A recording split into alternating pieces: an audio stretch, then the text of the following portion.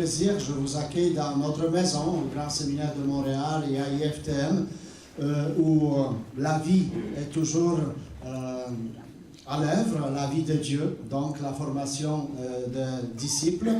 Et je suis très heureux au nom de la communauté du Grand Séminaire, aussi de l'équipe du Grand Séminaire, de professeurs, de ceux qui sont venus, de vous accueillir ici pour la réflexion qui déjà démontre un certain cheminement, parce que le thème qu'on propose, le thème c'est l'Église, communauté des disciples missionnaires, mais je l'ai pris un peu comme un cheminement que nous avons à faire, parce que si on les prend à l'envers, alors la première mission, c'est faire les disciples missionnaires. Et ces disciples missionnaires, un disciple tout seul n'est pas un disciple.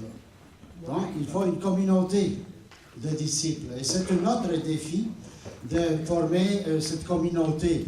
Mais voilà, la communauté des communautés, c'est l'Église.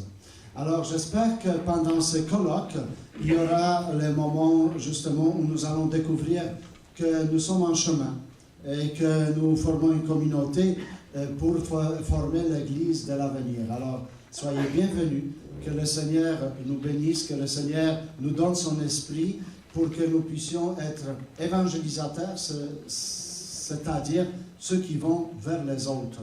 Donc, cet aspect missionnaire. Alors, je vous souhaite un bon séjour, bonne réflexion, et surtout les rencontres personnelles entre nous, mais aussi les rencontres personnelles avec Jésus-Christ. Alors, bienvenue. Je vais vous présenter M. Jonathan Guilbault, qui est le directeur éditorial chez Novalis, aussi critique cinéma chez Mediafilm. Il a fait des études en théologie, philosophie, littérature française, et donc ce soir, il va vous présenter le livre de Jean-Philippe. Alors, s'il vous plaît, on l'applaudit, M. Jonathan Guilbault.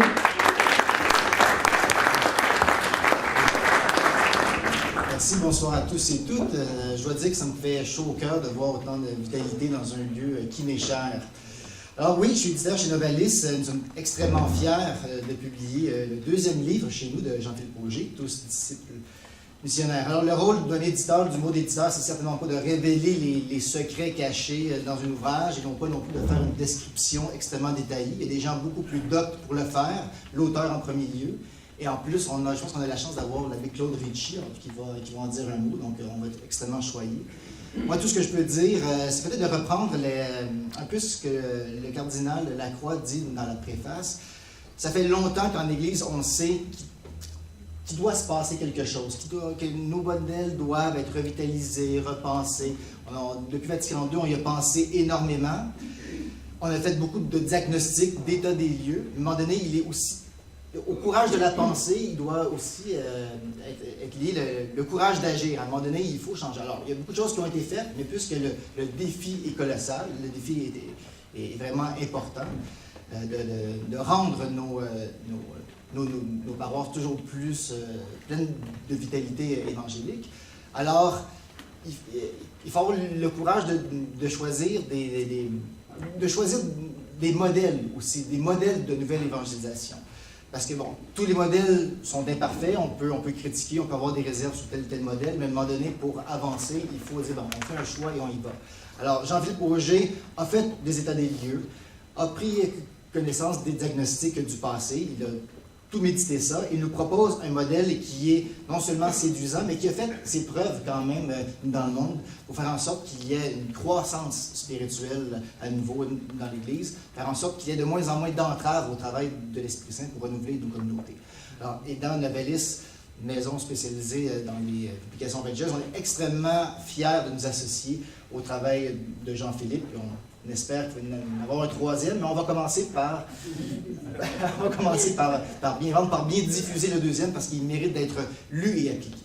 C'est l'abbé Claude Ricci, qui est prêtre du diocèse de Joliette, qui a fait ses études au Grand Séminaire de Montréal.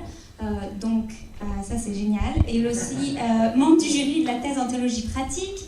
Et il a fait la première critique du livre de l'abbé Jean-Philippe Auger et va nous faire la deuxième critique de ce livre qui vient de paraître. Alors je veux accueillir abbé Claude Ricci.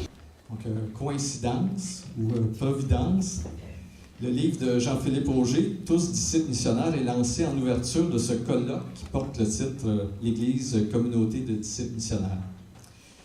Donc, affirmons sans embâche que c'est bien la providence.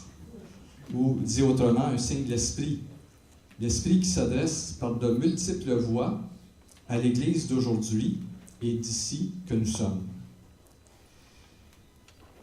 Jean-Philippe a bien su, dans son ouvrage, synthétiser les appels qui nous proviennent, entre autres, du CELAM à Aparecida en 2007, du pape François dans La joie de l'Évangile en 2013, des évêques du Québec avec le document Le tournant missionnaire des communautés chrétiennes en 2016, et aussi, bien sûr, de plusieurs autres penseurs, théologiens, pasteurs et praticiens issus de diverses communautés et expériences ecclésiales. Donc, comme ça a été souligné déjà, j'avais eu le privilège de faire partie du jury de Jean-Philippe et donc de lire sa thèse de doctorat. L'an dernier, j'avais été invité à dire un mot de présentation au lancement du premier fruit découlant de cette démarche de recherche en théologie pratique. Ce livre avait pour titre toute une phrase. Comment Jésus a coaché 12 personnes ordinaires pour en faire des leaders extraordinaires. Ce livre fait ressortir clairement l'intention de Jésus de former les disciples qu'il avait appelés et sa méthode pour en faire des pasteurs et des missionnaires, des leaders. Et donc, voici que Jean-Philippe remet ça. Cette fois-ci, son second ouvrage, qui s'accorde tout à fait avec la pensée qu'il a développée jusqu'ici, nous permet de réfléchir à nos modèles d'Église, comme Jonathan vient de le dire, et à leur incidence et leurs conséquences actuelles. Jean-Philippe me disait récemment qu'on a jusqu'à maintenant assez insisté sur les analyses et les constats au sujet de la situation de l'Église, en particulier celle au Québec. Par son travail et sa réflexion, Jean-Philippe veut faire un pas de plus. Il ose proposer quelque chose qui soit de l'ordre du chantier et de l'accomplissement portés ensemble.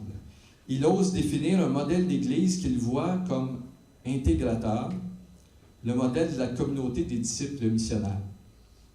Et il montre que cette option pourrait redynamiser de l'intérieur les communautés de l'Église catholique en vue de la mission. Les sources de Jean-Philippe sont précises, concentrées, resserrées, au plan scripturaire, spécialement alignées sur le mandat missionnaire qui se trouve en Matthieu 28, 19-20. Aussi, ce qu'il appelle le mandat théologique qui provient de la première lettre de Pierre, 3,15, et les pratiques ecclésiales essentielles qui sont contenues dans le livre des Actes, au chapitre 2, 42-47.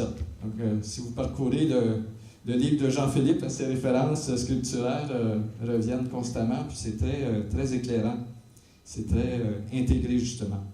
Sur le plan théologique et pastoral, quelques auteurs phares, principalement évangéliques et catholiques, qu'il résume et dont il met les écrits en lumière. Donc, le présent ouvrage de Jean-Philippe possède aussi de grandes qualités de clarté. Le langage théologique et pastoral est de haut niveau, mais pas pour autant surspécialisé. La lecture en est facile et accessible, de par le style bref et également de par la présentation aérée et conviviale. L'auteur a conçu son livre comme un outil de travail et de réflexion. Chaque chapitre se termine par un court résumé et par quelques questions qui aident le ou les lecteurs à s'approprier ce qui vient d'être parcouru. Des équipes, des conseils ou des comités de pastoral locaux, régionaux ou diocésains pourraient certainement être conviés à en faire une lecture commune et partagée. Il me semble, c'est sans doute en vue de semblables démarches que Jean-Philippe a produit ce volume où il met à profit pour le service de l'Église ses dons et ses talents de théologien pratique, de pédagogue, de coach et de vulgarisateur. Publié au printemps, tout comme sa thèse et son précédent ouvrage, Comment Jésus a coaché, le présent livre de Jean-Philippe appelle à un réveil, un printemps, un renouveau, fruit de la fidélité à la parole de Dieu reçue et mise en action dans l'Esprit Saint, l'Esprit du ressuscité. Enfin, avec vous, j'exprime toutes nos félicitations, notre reconnaissance, nos bons vœux et nos prières à Jean-Philippe Auger. Et à vous tous, bon, fructueux et fraternel colloque. Merci.